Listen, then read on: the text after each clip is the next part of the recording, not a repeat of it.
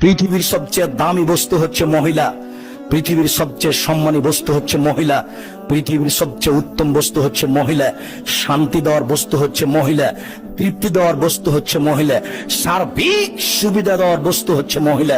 মহিলাই সারাদিন রান্না বান্না করার পরে কারেন্ট না থাকলে আপনাকে বাতাস, পাখাতে এক হাতে বাতাস করে আর এক হাতে খাদ্য পানি আপনার মুখে তুলে দেয়। এই হলো মহিলা। মহিলাকে আপনি চিনেন, মাথায় গোবর আছে, এই জন্য আপনি তাকে চাকরি করতে পাঠিয়েছেন। তো চাকরি করতে যাবে কেন? সর্ব ধরনের সুবিধার জন্য হচ্ছে মহিলা, সর্ব ধরনের কল্যাণের জন্য হচ্ছে মহিলা, সুখ শান্তি তৃপ্তির জন্য হচ্ছে মহিলা। আল্লাহ তাআলা তাকে এই জন্যই সৃষ্টি করেছেন।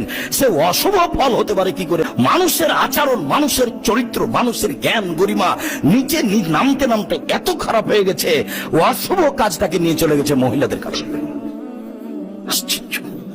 অশুভ ফল গ্রহণ করা হারাম, কাবিরা গুনাহ।